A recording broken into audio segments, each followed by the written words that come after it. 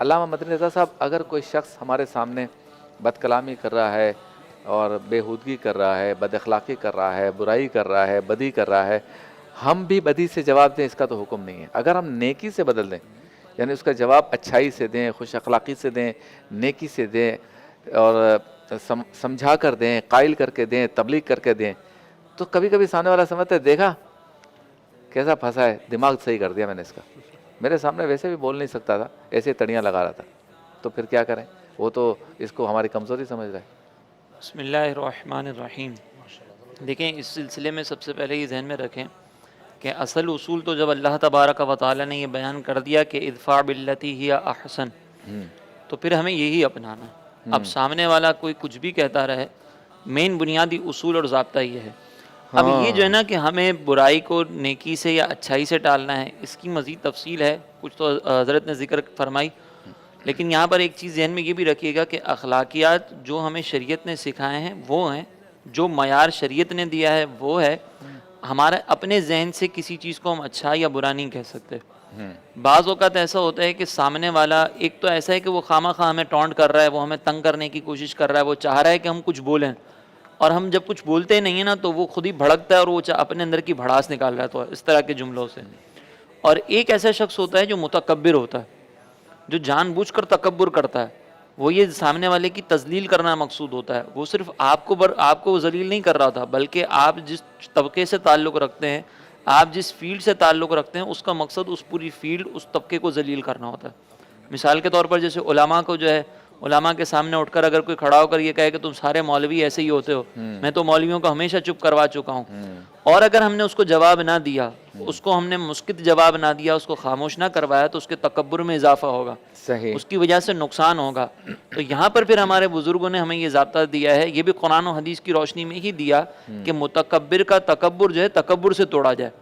پھر اس کو یہ جواب دینا ضروری ہے کہ تم جو بات کر رہے ہو اس بات کے اندر یہ کمزوریاں ہیں، تمہارے دلائل کے اندر یہ جو ہے نا وہ نقائص ہے، اور پھر اس کو چپ کروایا جائے. تو یہ بھی اچھائی سے ہی ٹالنا ہے، یہ بھی در حقیقت اچھائی ہے، یہ بھی اخلاقیات ہے. ہماری کمزوری سمجھتا ہے نہیں، خاموش ہوں گے تو ہم وہ کمزوری سمجھے گا نا، اور کمزوری سمجھنے کے بعد وہ پورے طبقے کو وہ ذلیل کرے گا، پورے طبقے کو بدنام کرے گا.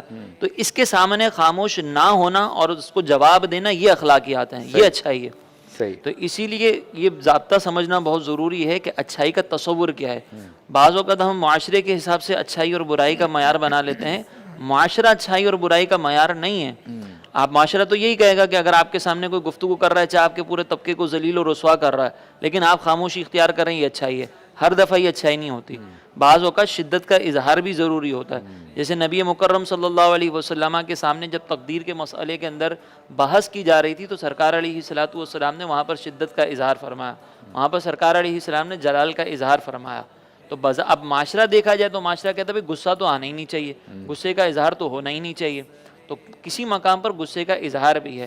آپ یہ دیکھ لیں کہ آپ کے سامنے جو گفتگو کرنے والا ہے وہ تکبر کر رہا ہے یا وہ اپنی جہالت میں کوئی ایسی گفتگو کر رہا ہے. اگر تو جہالت میں گفتگو کر رہا ہے، لوگوں کو بھی پتہ ہے کہ اس کی بات میں کوئی وزن نہیں ہے، یہ خود ہی ہوشیار بن رہا ہے، تو پھر اس کو جواب دینے کی حاجت نہیں ہے. اس کی جواب میں جو ہے وہ آپ خاموش رہیں. ٹھیک ہو گیا. لیکن اگر اس کی وجہ سے فتنہ پھیل رہا ہے، آپ کے خاموش رہنے کی بنیاد پر آپ کا پورا طبقہ بدنام ہو رہا ہے، تو پھر وہاں پر اس کو چپ کروانا، اس کو خاموش کرنا، اس کو یہ بتانا کہ تم جو بات کر رہے ہو وہ غلط ہے، اور لوگوں میں یہ اویئرنیس پیدا کرنا کہ یہ فتنہ پرور آدمی یہ ضروری ہوگا. وہاں پہ پھر خاموشی نہیں اختیار کی جائے گی.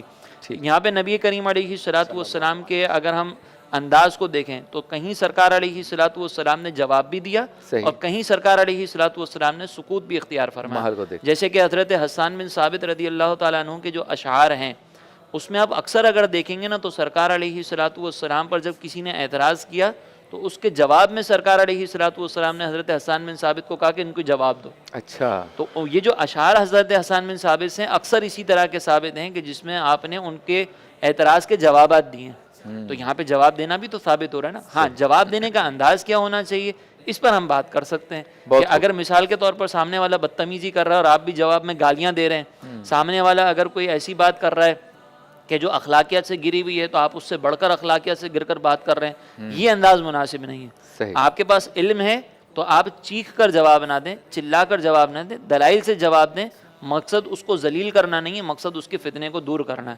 تو جواب دینے کا انداز اچھا ہوگا تو وہ سامنے والا پھر خود ہی خاموش ہوگا، اور آپ کی گفتگو کے اندر اگر خود وزن ہوگا دلائل کا تو پھر لوگ آپ کے قائل ہو جائیں گے. بہت خوب.